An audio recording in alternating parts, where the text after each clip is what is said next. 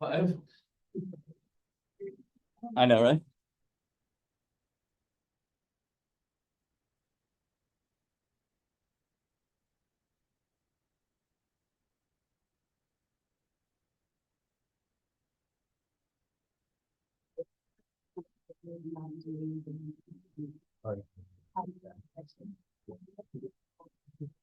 Ahead of time. Okay. The one that's in. Yeah, this is their Thursday, but.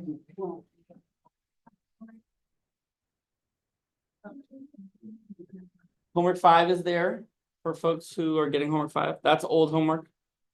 These are check-ins. That's if you want to turn in homework early. That's Mars.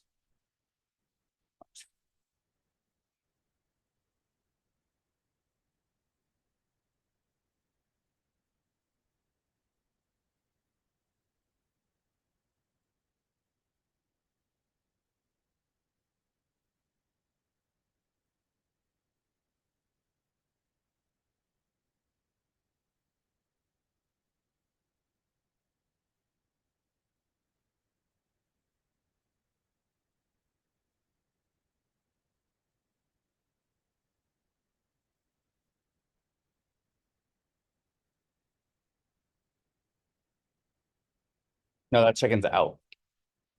Yeah, these Fed people have not gotten their check-in back. 5 weeks ago. Yeah, they're coming up next week. Okay. I missed them. I'm very excited. No.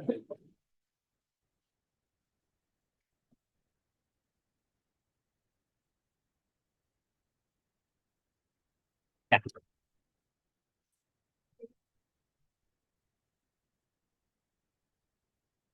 It should be in our content schedule. It should have the rest in there.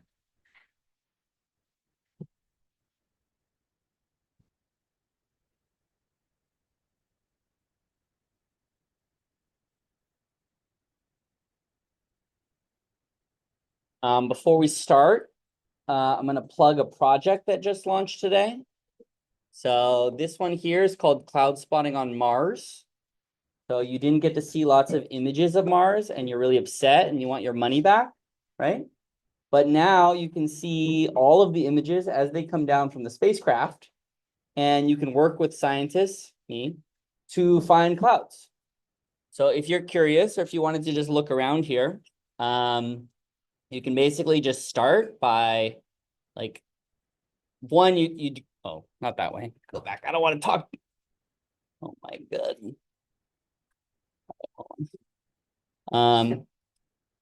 You get pictures like this of Mars, and you can learn about the different types of clouds on Mars here. And if you're bored and you want to do that, you can do that. If you don't want to do that, it won't affect your grade. Interesting? Okay, no one cares. These are all spacecraft images. So we construct images like this every 4.5 hours. And there are 10 years worth of data. So looking through them as a human being is difficult. And so we're using a citizen scientist to do that. Pretty fun. That's Olympus Mons right there. There's all this stuff. This purple color is ozone on Mars.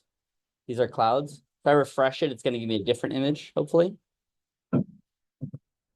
Oh yeah, look at that. This red line is the day-night boundary, and then this is the nighttime. So sometimes we can see clouds past the sunset, just like you do here. And we want to tag those as well. See if we have any other fun ones. I'm just wasting time right now. Oh yeah, this one's cool too. So this little feature here is probably a cloud. You can flick between these two views to see what the surface looks like. And so if you've ever wanted to get really good at understanding the surface of Mars, this is how you do it. You can also see, like right here, we can see all the way down to the surface, and you can see craters on the surface in these images. Do one more and then we'll leave. Okay. Swirly clouds. Swirly clouds are really cool. We see like these hurricane style clouds. Oh, but that's not what we're doing today. How's everyone doing? Good. Medium. Medium bad. Medium. Okay. One win away. One win away. Let's go. Okay. No one cares. That's fine.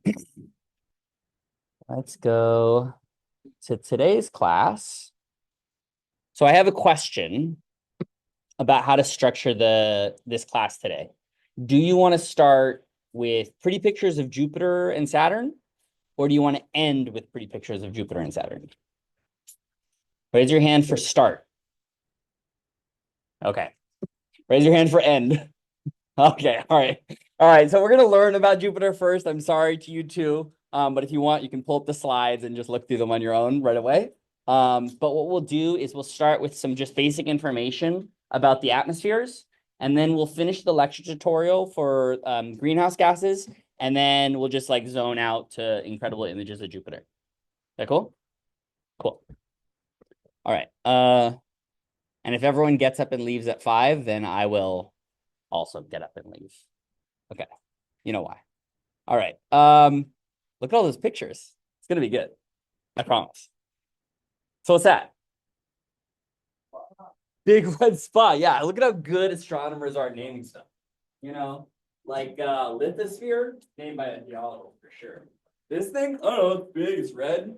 All these features, oops, all these features are real here.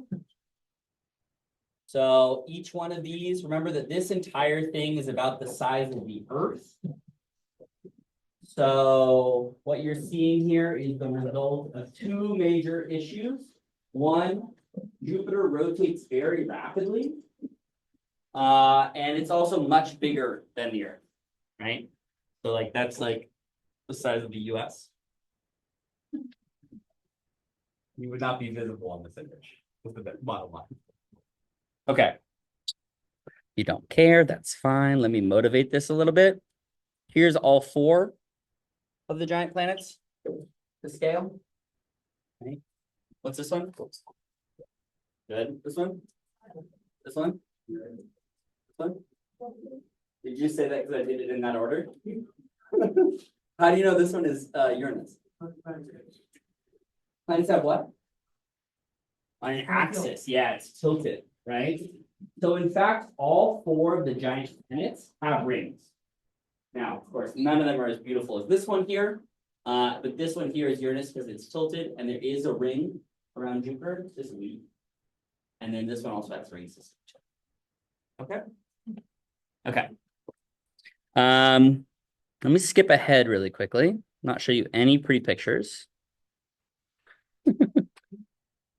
All right. Here's the masses. You don't have to write any of this down. You can find it in any textbook, particularly the one that you have for this class. This is the relative distance. So Jupiter is about 5 times farther from the sun. It's big. It's 318 times more massive. It's about 11 times larger in radius. Okay. If you add those 2 numbers together, it's got a density of about 1 gram, 1 1/3 grams per cubic centimeters. Anyone know what the density of water is? 1 gram per cubic centimeter. So would this float in water? No. You can somehow find a pool big enough with Jupiter in, it would sink. Okay, that's the basic idea here.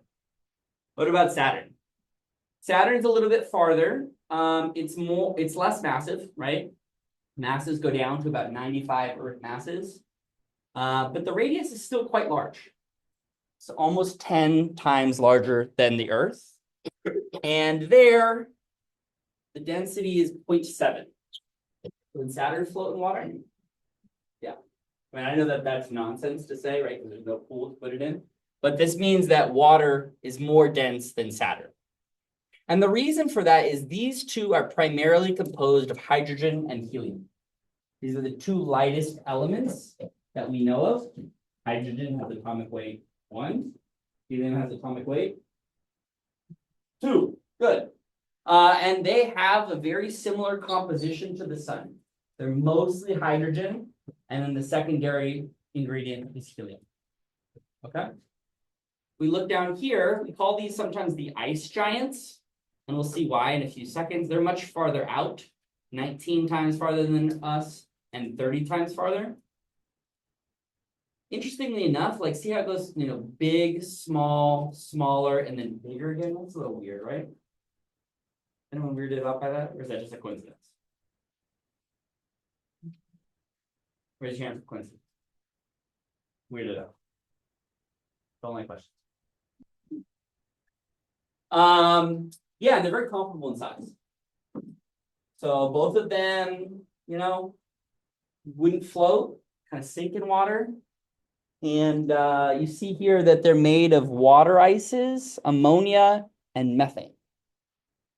So what does this mean? This means that in addition to hydrogen, remember that water is oxygen with hydrogen, okay? And ammonia is, remember? Nitrogen with hydrogen, okay? And methane is?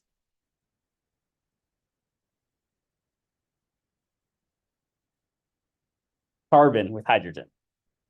Okay, so these things here, these ices that we find, they just happen to be the stuff that is most abundant, and then you add hydrogen, which is also abundant. So if you look over here, there's hydrogen, helium, and then these three, CNO, carbon, nitrogen, oxygen. Those are the most abundant these sources. And we'll see that more when we talk about the formation of the solar system. Okay, that's the same density information. If I draw on top of it the line for water, Saturn floats. Okay.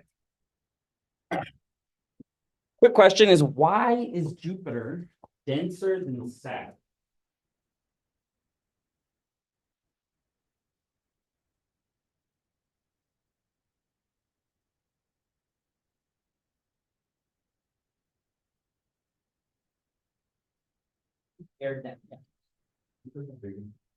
Bigger? Okay, so bigger in what terms? In terms of like how large it is, or like how much mass it? Or does it matter? Volume. Okay, so volume, like how wide it is. If it's physically larger, right? That its mass per unit volume. Not exactly how. Let's have a look at, let's think about how the atmosphere is layered really quickly, right? Like, why do we currently feel we can breathe well, it's nice and warm, but we go up to the top of a mountain and it's really hard to breathe? Yeah, what about the altitude? Yeah. Pressure. Yeah, pressure's changing, right? As we go up. What's the cause of the pressure? The atmosphere, so as you go up, there's less of it, so less oxygen, less carbon. Sure, yeah, right. So there's not as much oxygen as you go up there. Like there's literally not that many molecules. So your lungs have a hard time breathing, right?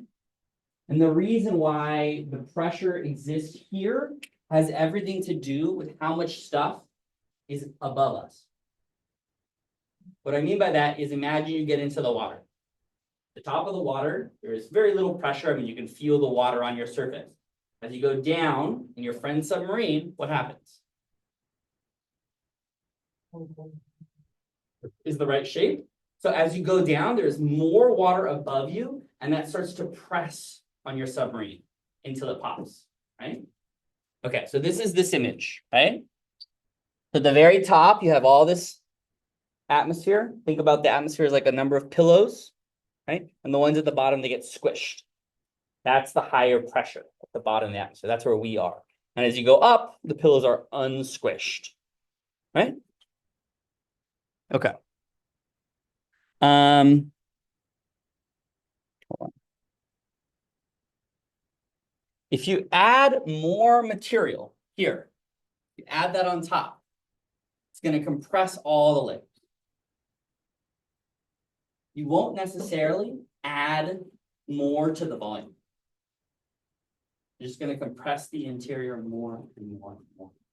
Does that make sense?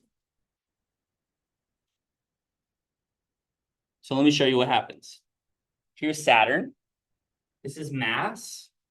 And notice this is a weird scale. So this is 1/10 of a mass, 3/10 of a mass, 1 Jupiter mass, 3 times, 10 times.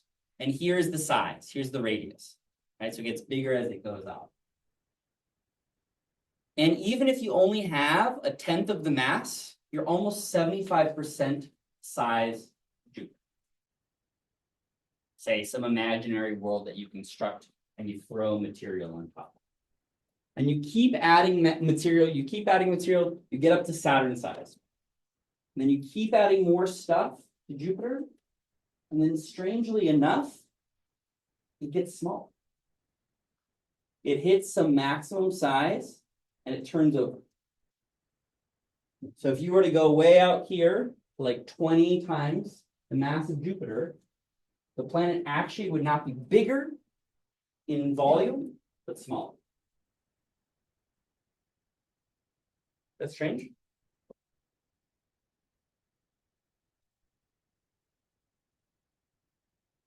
No one's surprised at all. It's interesting. Okay. Major difference here is that unlike the stuff that we're standing on, right, this is being held up by chemical bonds in the ground, right? Hopefully it's well constructed. There's a foundation. I'm not going to fall when I stomp on it, right? As opposed to gas. Gas has no chemical bonding. You drop a rock on Jupiter, it falls all the way to the bottom, right? There is no bottom, so it doesn't. But that's the basic idea. Okay. You won't learn about it in this class unless you really, really want to. But essentially, if you keep adding more and more material, yeah. Say that Jupiter has no bottom. If you drop something, like does it stop at some point? In practice, yes. But that's mostly because the object is going to get so melted that you'll never find it again. So you won't learn about it in this class, but if you take a class, say Astro 1010 on stars and galaxies, you keep adding material. That is, you keep adding hydrogen and helium. You keep adding mass, and it gets hotter and hotter because of all of those pillows, so to speak, pressing down in the center. So much so that the hydrogen gets close enough and it begins to fuse. And you get nuclear fusion in the middle of the planet, and it no longer gets to call itself a planet and becomes a star. So this type of planet, right, is just one that didn't accrue enough material to become a star. Does that make sense? No. Yes, yeah. For a couple billion years, Jupiter hasn't been consistent. No. No? No, you need to add material to it. From where? Yeah, if we had a way, right? So for example, let's say we wanted to put the sun on a diet and like add a little stream and then like pour that into Jupiter. Yeah, you absolutely could. But because the sun's already bigger, right? If Jupiter got close, it would just suck Jupiter into it as opposed to sucking the sun into Jupiter. That makes sense? Okay. Rich get richer. Okay. So Jupiter is denser than Saturn because it compresses the gas more. Right? You have this like returning, so if you add more material to something that's very light like Saturn, you just make it denser. You don't make it much larger. Right? Then you say to yourself, well, what's going on over here?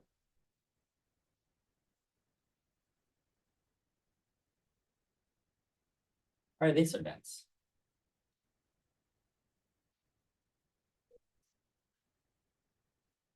Sure, yeah, but they're much smaller than Saturn, right?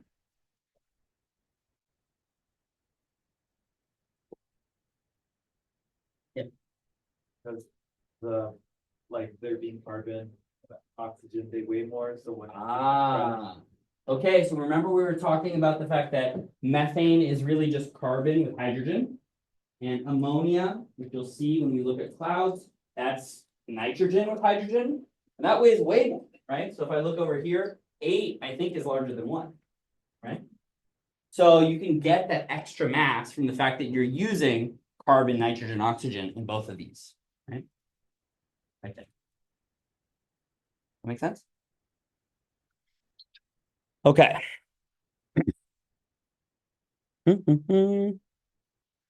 I guess I said that, so whatever. Let's think about the shape really quickly. Jupiter and Saturn rotate quickly. About once every 10 hours.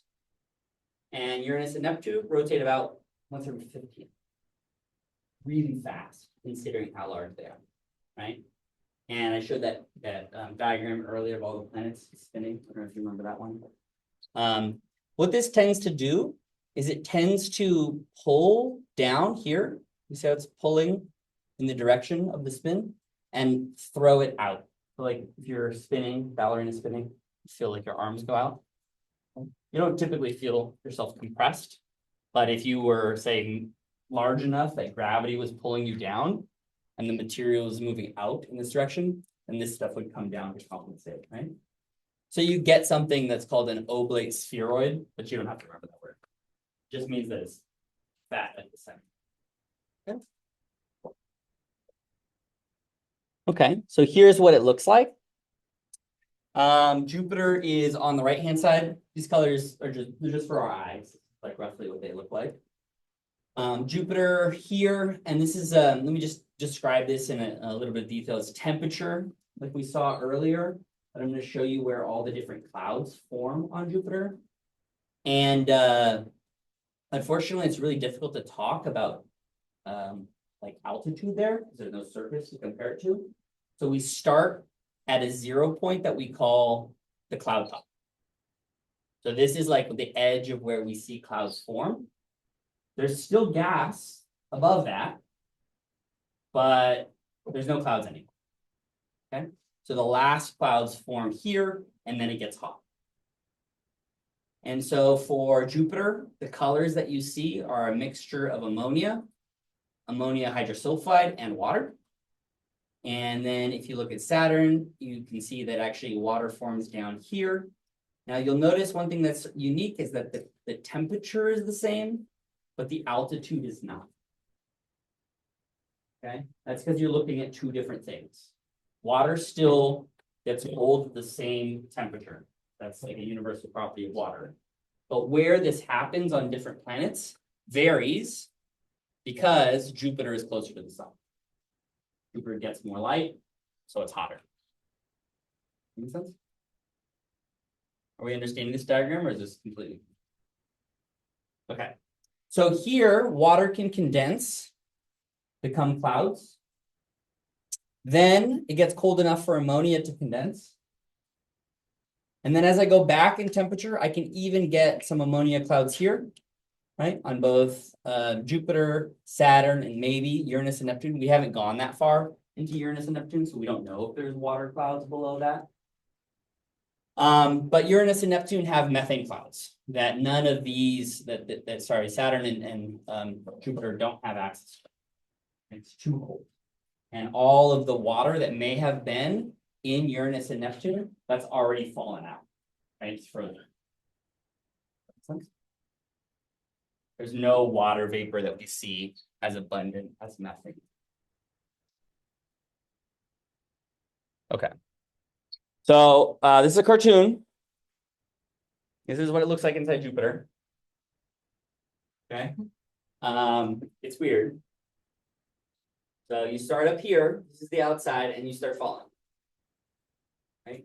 The density is not bad, honestly. Like you're falling and you have a nice space suit on, and it's going great. Like you don't feel like the outside that much. Temperature's fairly cold. You might have some condensation on your space mask or whatever. And the pressure is just normal, just like what we're feeling right now. So you're chilling. And then it starts going bad real fast. So that's 500,000 times more. Remember that we were talking about Venus? That was about 80, 90 times more. Okay, so that's larger. Temperature rapidly gets up to 2,000 degrees. I'll remind you that rocks melt at 1,500 degrees. Not your foam, rocks. Right? Like the actual components in rocks all disintegrate. And now the density has only gotten up to 0.5.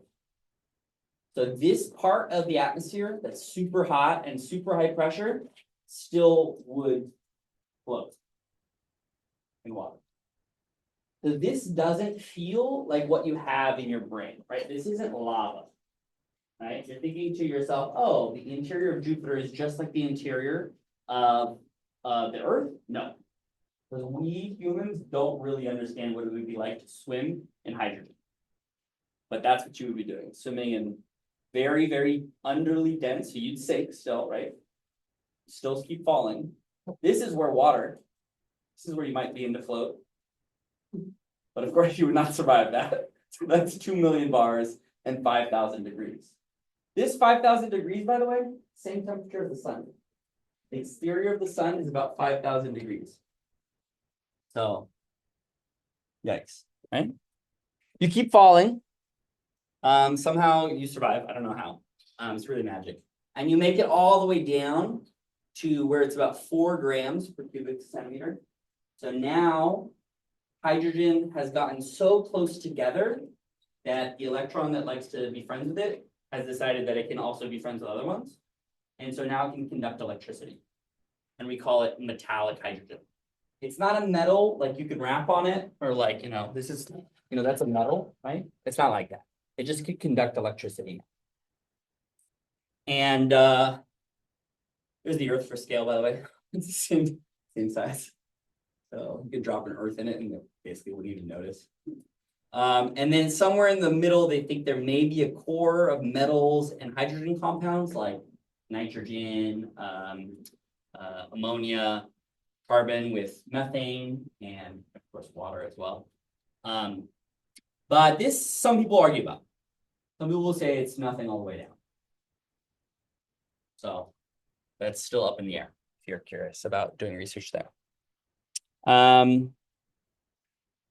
It acts like a metal, but it's not solid. And this is really convenient because, oh, maybe I shouldn't give this away. We'll think about this. Should Venus, oh my God. Should Jupiter have a magnetic field? No, because the core is solid from all that pressure. No, it's not rotating fast enough. No, the interior is too cold for convection. Yes, the magnetic field, a moderate magnetic field, since it has a core that's 10 times the Earth's mass. Or yes, a strong one due to the metallic hydrogen.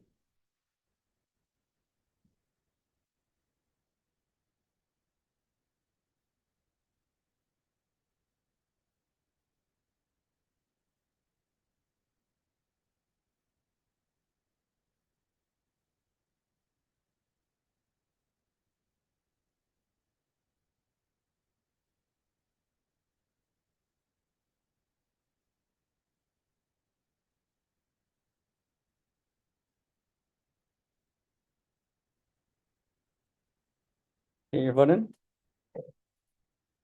Vote on 5, 4, 3, 2, 1. Okay, interesting.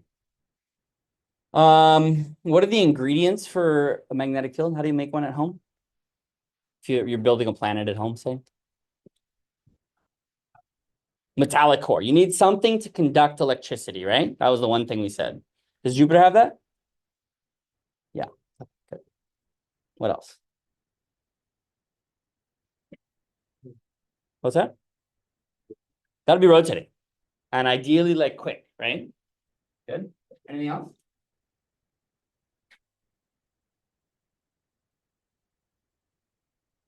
Two out of 3 ingredients.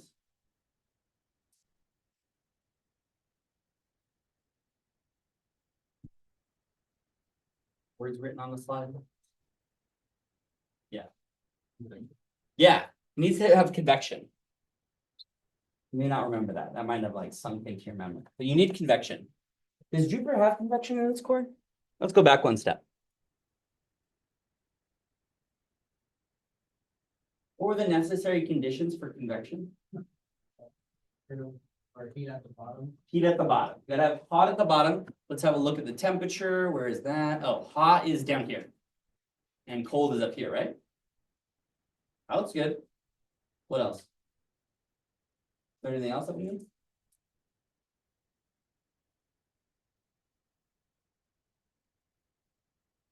Can metals convect?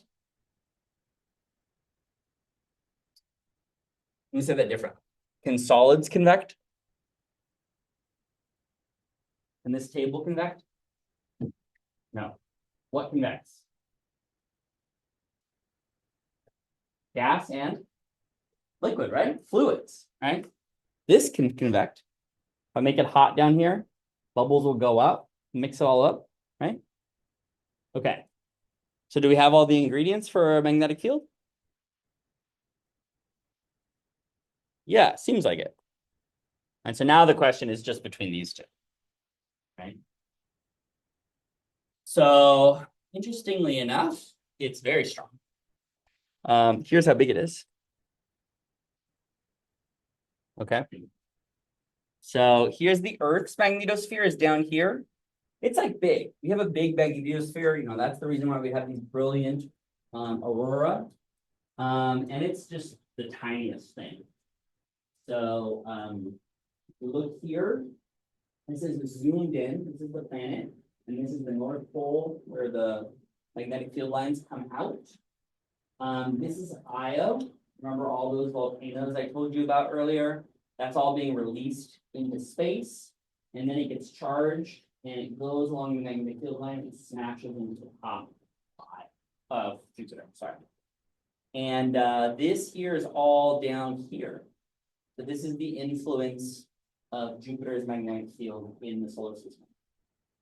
And it forms this really funny shape because it's moving.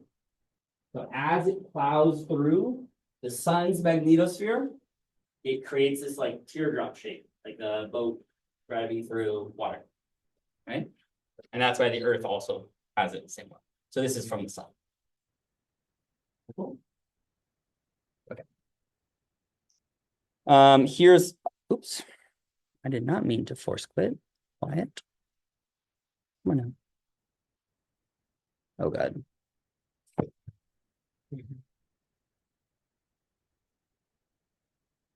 Updating. It's literally updating right now. Okay. Let's I'll show you the rest of the magnetosphere. Let's take this opportunity to finish the lecture tutorial while my stupid auto updater finishes updating. Is your friend here? Raise your hand if your friend is not here. Okay, is your name Samantha or Giselle? Yes. Okay. Jason or Diego?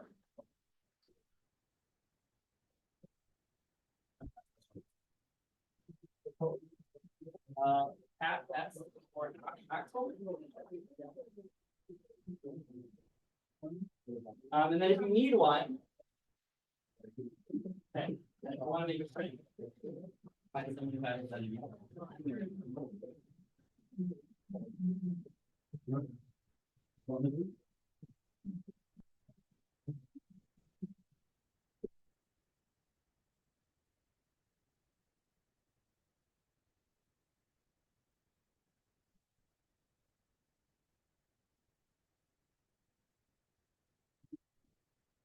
Yeah, can now go from, I think you were done at 7, right? Now you're going to go to the end. We have one more. We have one more. We're good.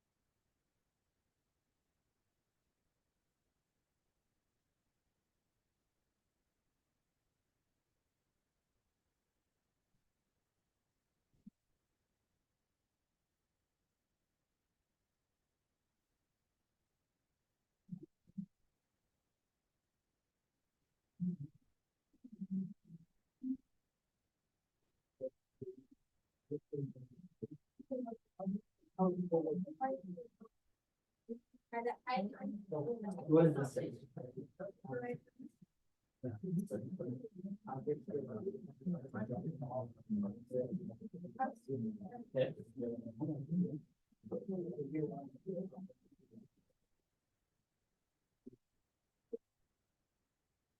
The second is. So I would agree.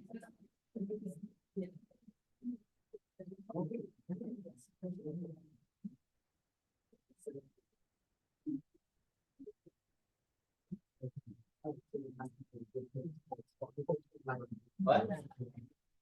Your preference? Oh, you can.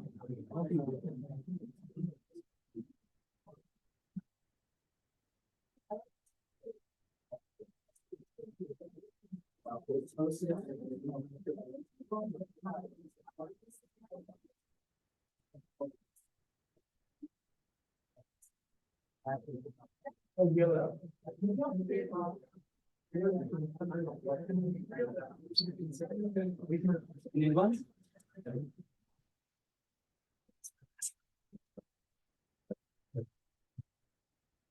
So,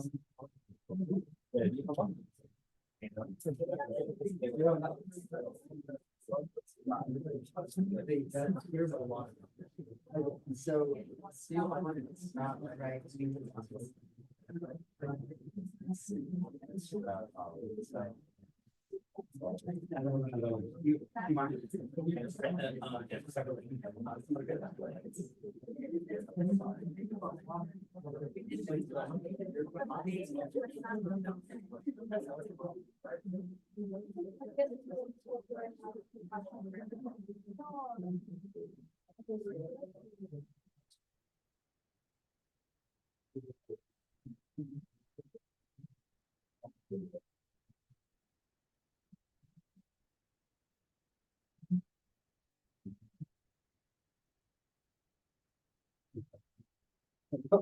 Very good question.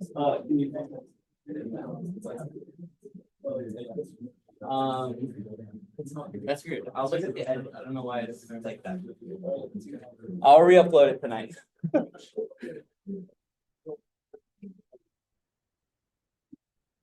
That's fine.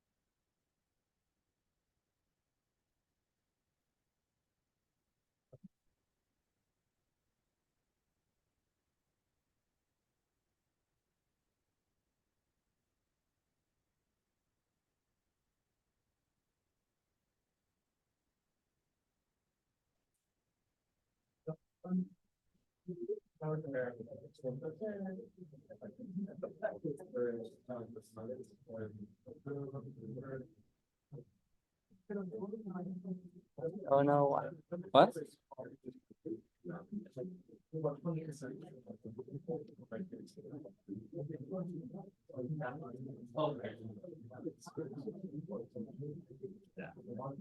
For work, unfortunately.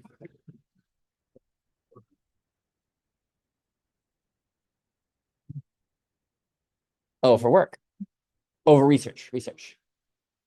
Yeah, for space.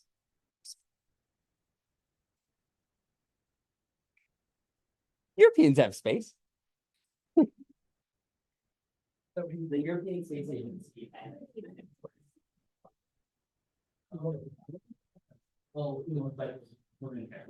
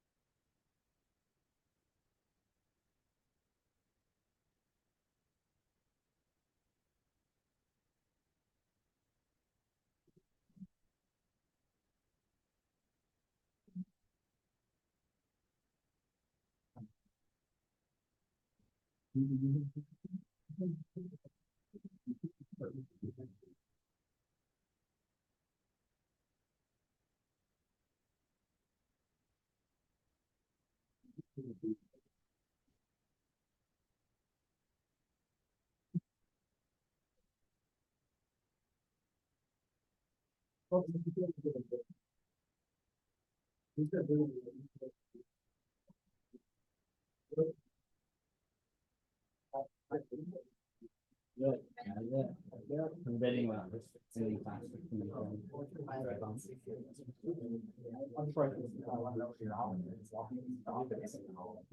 I mean, you can watch it while I drive. Baseball is one of the greatest sports. You don't have to look for like 10 seconds of time. And it's right, right? Like wait 10 seconds, 15 seconds on the road, 10 seconds on the game, 15 seconds on the road. All right, that's in the back. Ready? You stop in 12 minutes.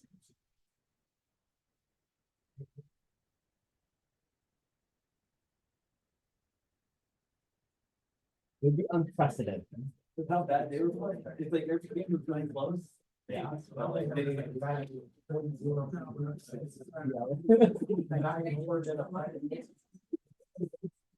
Let's get it. We gotta put them in the right.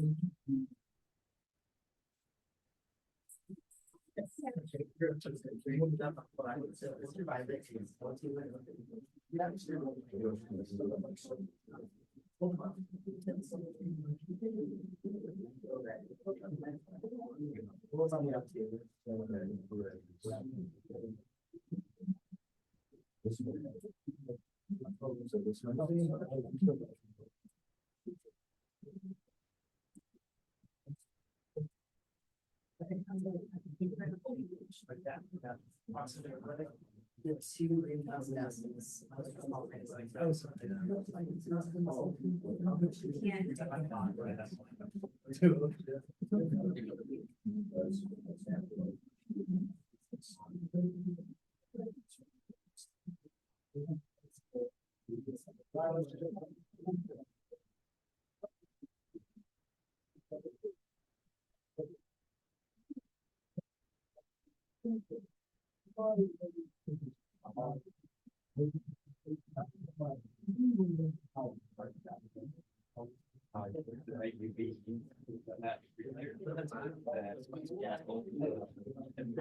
Visible light from the sun. Some under that space. And the remaining like the lakes not service where it's sort of like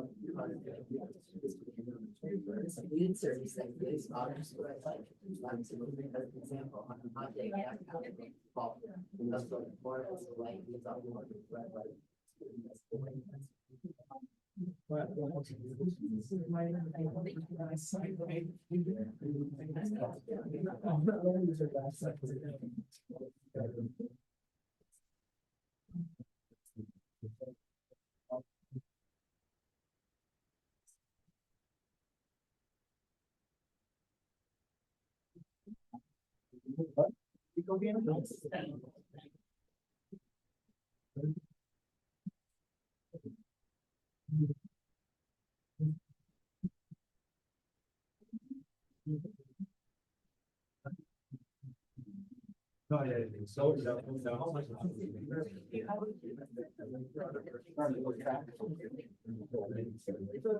Yeah, only 2.5 months.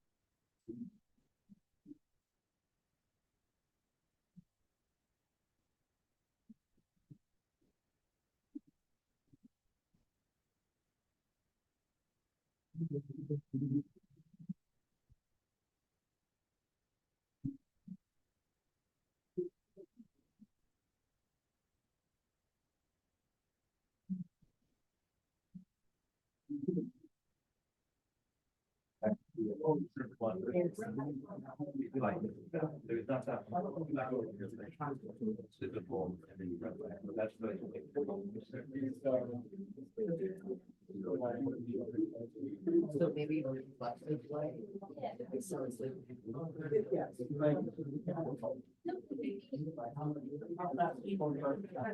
oh yes, so that's not so it would be like I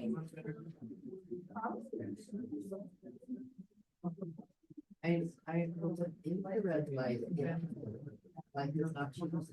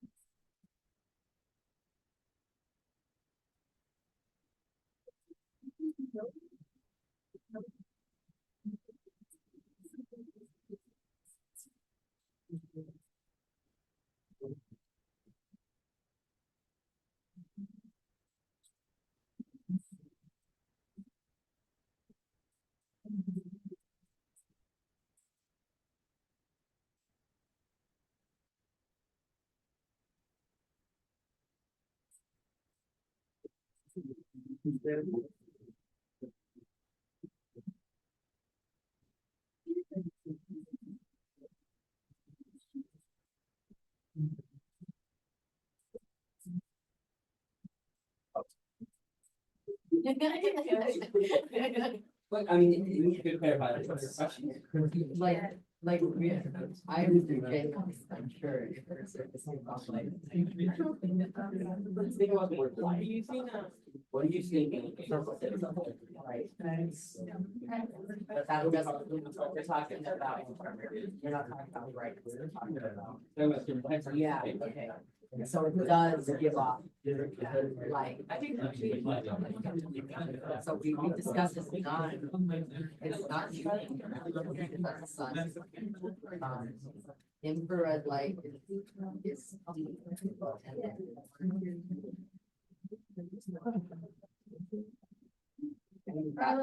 That could happen at night, right? Yeah.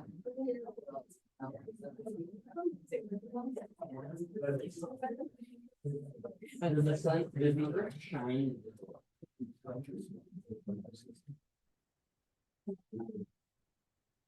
No, it's not. No, why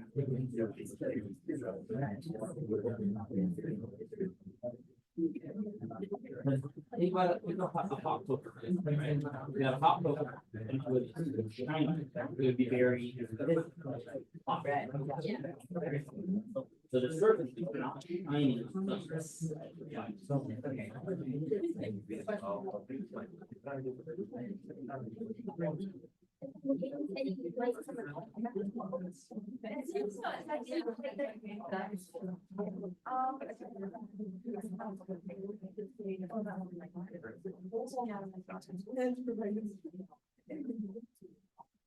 Yeah. Would you prefer me to email you my homework since I'm not gonna go on Thursday, or should I just bring it up next Tuesday? Bring it next Tuesday. Just let me know by email that you're not forgetting.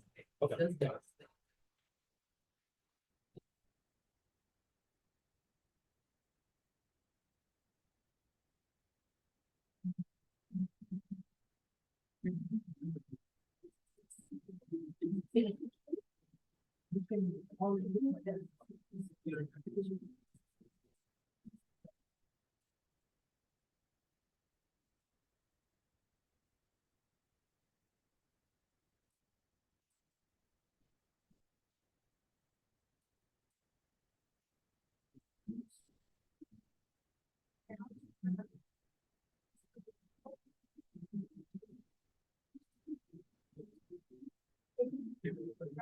I agree, that's true.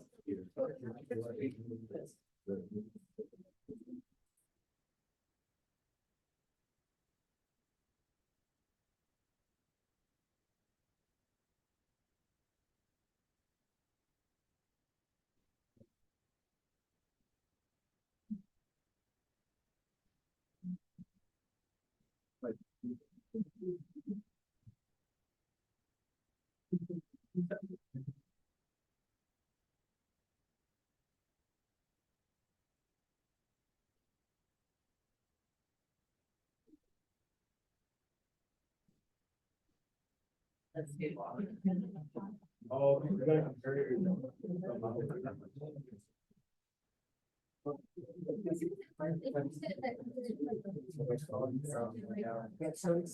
Yeah, so explain that part's wrong, and the rest is right.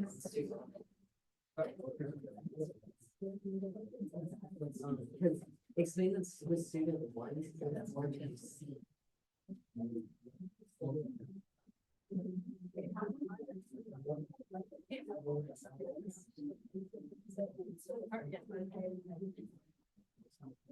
Yeah.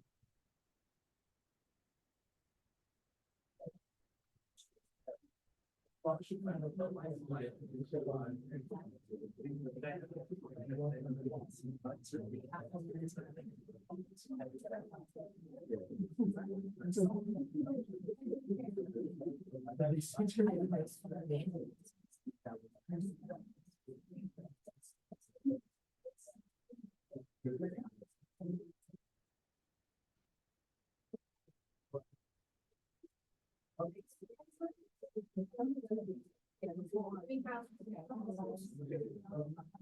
It's not right now, but some of the, yeah. But some of it- say that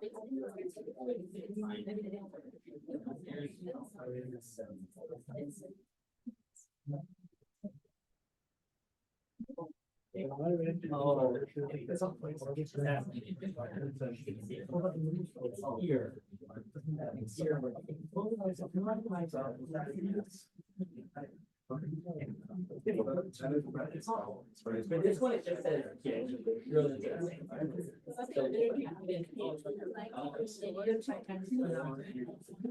Yeah.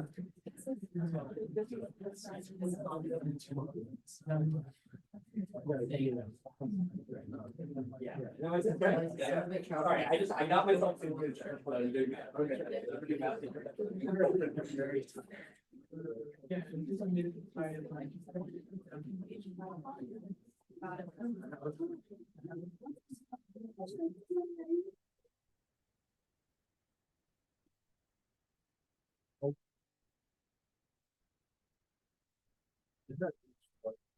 That's what it's specified, yeah. So let's do that.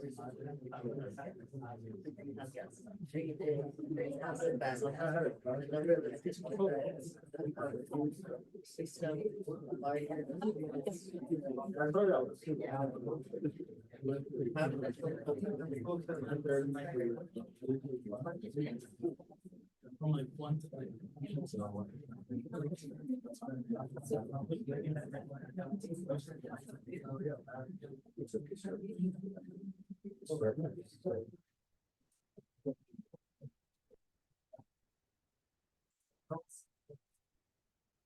But you're not gonna like free ground. Okay, so this is coming energy. You're not, it's not criminal justice. And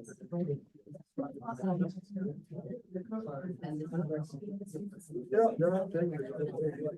this is. Yeah, I'm more of the. This is like. This is. Oh. Yeah, I've seen her with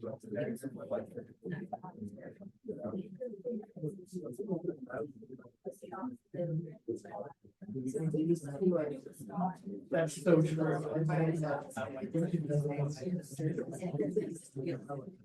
Yeah.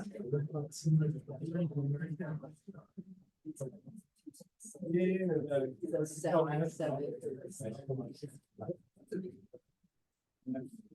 That's what it is. That was his favorite. Yeah. The other was, they had.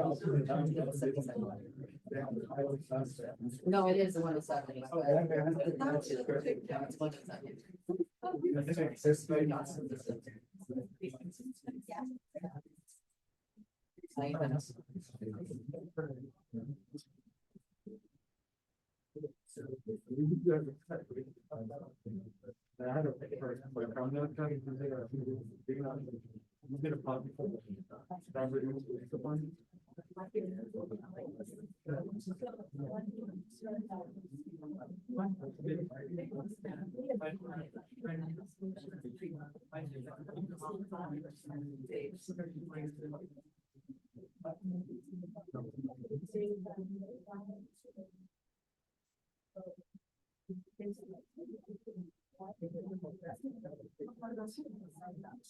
Yeah.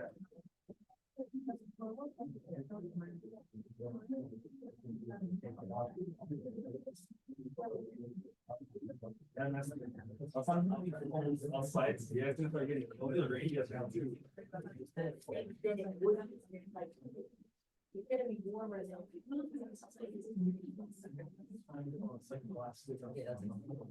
What type of like?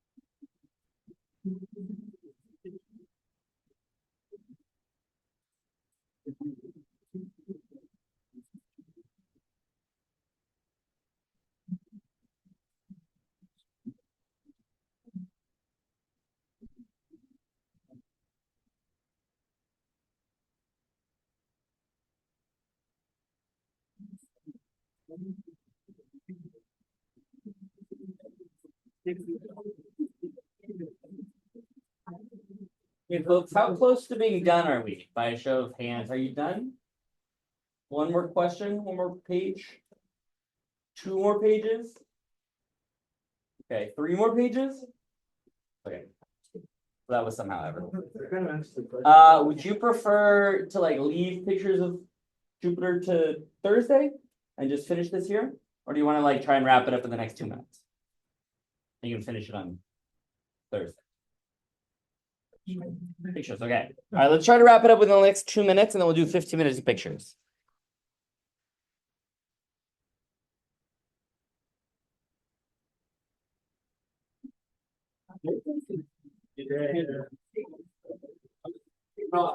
I give up for my students. I mean, if you want to see birthday, you can. Oh no, Jupiter's the coolest one.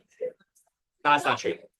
No, I know, but the Dodgers, you know, well, pretty young, you know.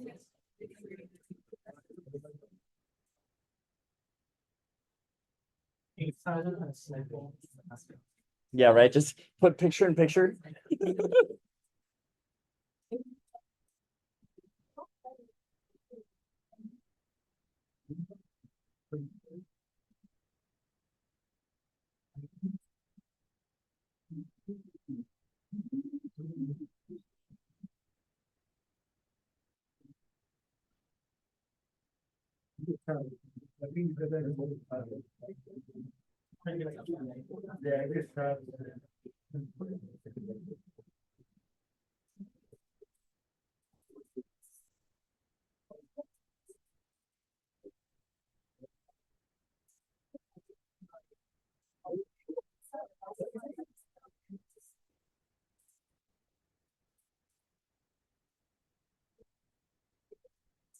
All right, folks, let's find a natural stopping point. I'm gonna finish telling you about the magnetosphere. As I was trying to say before my PowerPoint so rudely updated, this is Jupiter down in the middle, and Earth's magnetosphere is very small in comparison. And so one thing that I like to show in terms of that comparison is this is not recommended, don't do this, but if you go out and you look at the sun and you put your thumb over the sun, you can blot it out, usually. Almost everyone's thumb is big enough to get rid of the sun in the sky. Okay? It turns out that's about the same size as the moon. That's much easier to do this with. Go to the moon and see if you can, at arm's length, cover up the size of the moon. So Jupiter, if you could see the magnetosphere, is about 4 times larger than the moon in the night sky. Now, you don't see in the radio waves, but radio telescopes do. And so you can build a radio telescope at home and you can watch Jupiter come up across the horizon. Okay, but no one cares about that because you can't see it. Let's see the visible images, right? Okay. All right, no one fall asleep now. We're going to turn all lights off.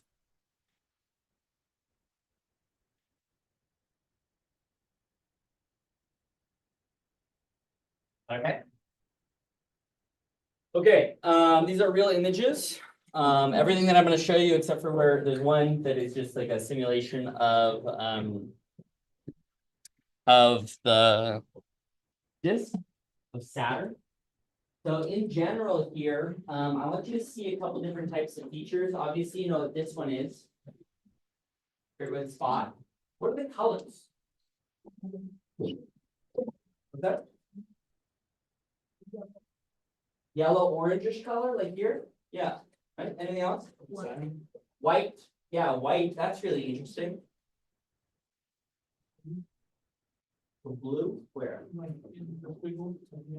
Oh, yeah, like deep in the school? Yeah. Yeah, maybe like in here. Like that. Yeah. So these are different cloud types. White is water. Yeah, we have water. They have water. It's the same. Physics is the same. Oh, that's impressive. What's the orange now?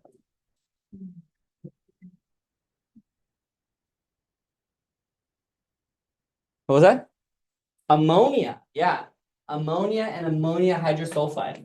So everything that you're going to see in these images, right? Remember that as we walk through the giant planets, we're going back in temperature. They're going farther away from the sun, so it's getting colder. And the concentration of things like water is going to go down in the atmosphere. And the abundance of things like methane is going to come up. So the reason why Uranus and Neptune look blue, not because they have water on their surface, it's because they have methane in their atmosphere. Right? Similarly, the reason why these bands look so sick is because of the water.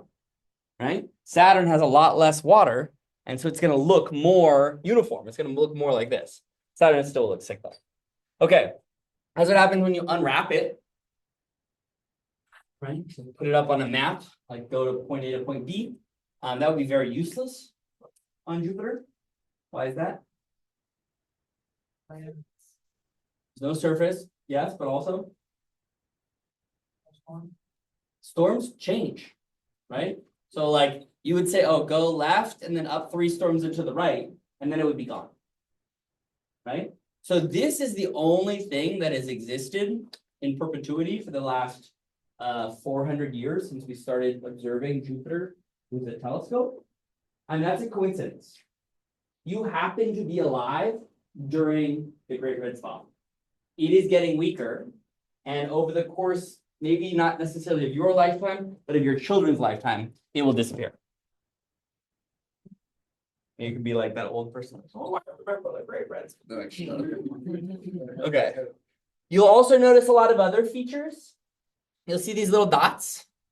What are those? Other storms. It storms all the way down. Okay, this one here. Storm. You'll also notice what looks like there's like some bands moving back and forth. That's exactly what's going on here. So because Jupiter is rotating so quickly, you have many layers of the atmosphere that are moving past one another. So for example, This layer here might be moving faster than the layer right next to it, which might be moving faster than the layer right next to it. And all these groups, they move past one another and they spin up and they see right here at the interface. Let me see better on this. Right here at the inner, here, here, here, here, here. They're taking these types of clouds, ammonia clouds, and mixing them up into the water ice clouds. Right? And then you get these storms. Okay, that's not a very cool picture. Here's a very cool picture. This is a comparison on the left of JWST. And there's the Great Red Spot. This is the exact same image in the visible. So this is the same orientation and everything else, except we talked about the infrared being able to let us see temperature. So on the left-hand side, the places where it's bright, it's hotter. So for example, Great Red Spot, great hot spot. Oh, okay. And interestingly enough, all those storms that we saw earlier, these little dots in here, they're also bringing up heat from the interior of the planet, right? This large band here in the middle, warmer than the cold ammonia band. Does that make sense? It does make sense because ammonia needs to be colder to stay a cloud. Otherwise it becomes a gas and then we don't see it. Oh, it's all working together, Prismani. Okay, up here, oh, it doesn't come as well in this one. This one's easier to see, right? Because it doesn't worry about the fact that it's sunset. It's shiny in these infrared colors. This is the entire Jupiter system, you know, kind of seen from afar. I promised you rings. There are rings. That's Jupiter's rings. They're not pretty, but they're fine. This is ASTR. So that's one of the moons that shepherds the rings. And Amalthea is out here. Io is off to the left. So, you know, the one that you're familiar with, Io, Europa, Ganymede, Callisto, these are all interior to that. So the ring system, again, is very small, very close to the planet. This here is the aurora in the southern hemisphere, and this is the Io footprint, this little dot. I don't know if you can, that little dot right there. Okay. And again, this whole image is in the infrared. This is real. This is from a spacecraft called Juno. Super sick. We just decided that we wanted to fly real close.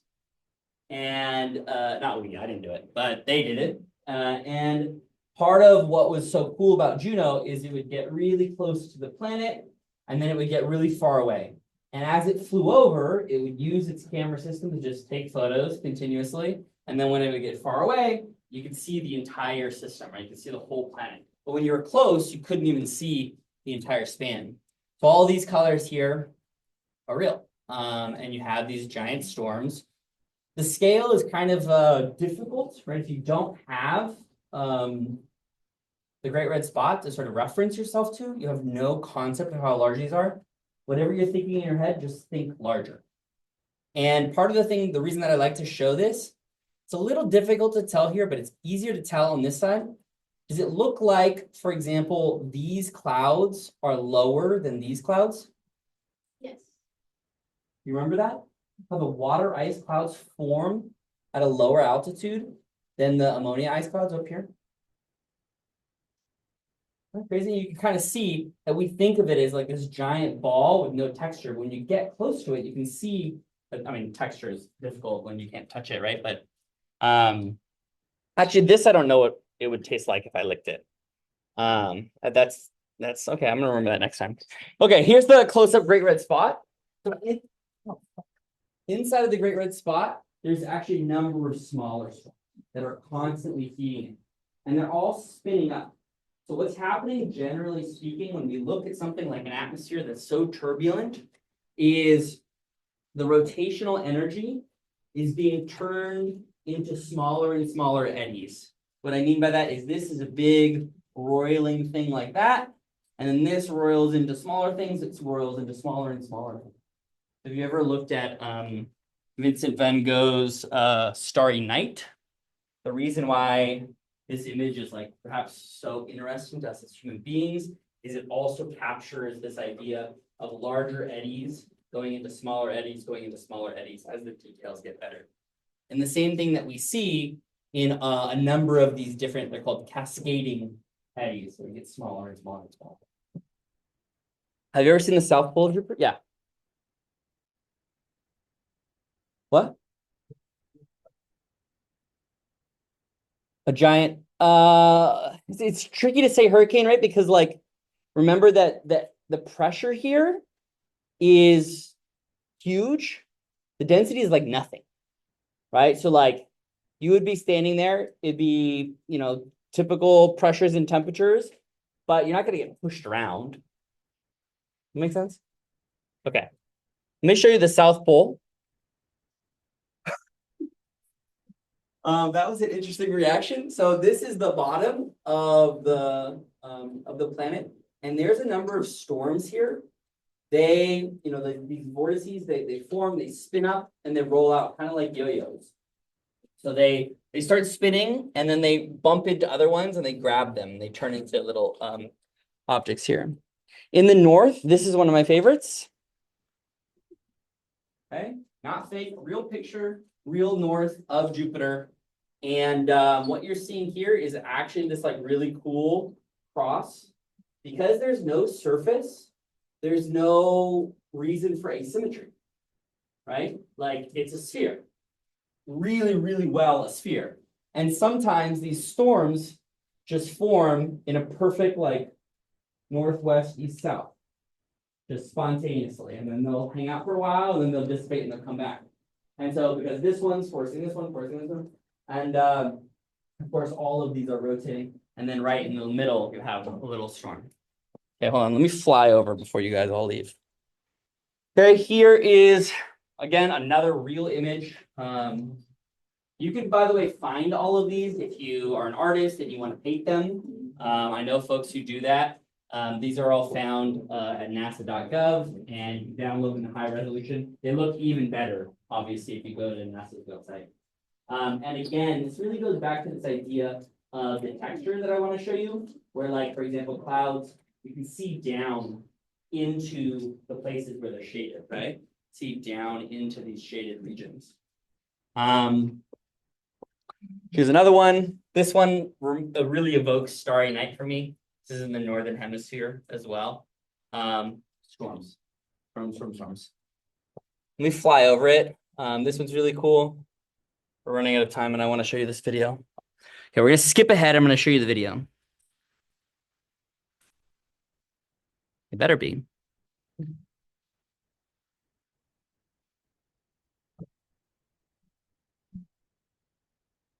Hello.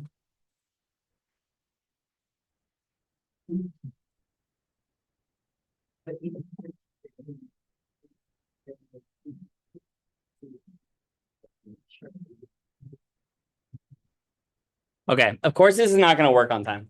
Let me just show you 3 more, and then the video will be the first thing that we do on Thursday. So this is another example. This is a small storm at the base of the Great Red Spot. And you can kind of see here, remember we were talking about those different bands, right? This is what a band looks like when it's moving very quickly and it hasn't spun up into these tinier storms. And you say to yourself, oh, is that the Great Red Spot? Nope, that's just another one of those little white dots we saw earlier, right? We're just so close that we're missing the scale appropriate to these images. Again, this is what it looks like. Remember those series of dots that we saw? That happens all the time, where these are these bright water vapor clouds that have basically gotten rid of the ammonia above them. And so you just see the water vapor clouds below them. And then this is the South Pole, I think, of Jupiter. Is this it? No, this is not going to work. All right, that'll be Saturn. We'll start on that on Thursday.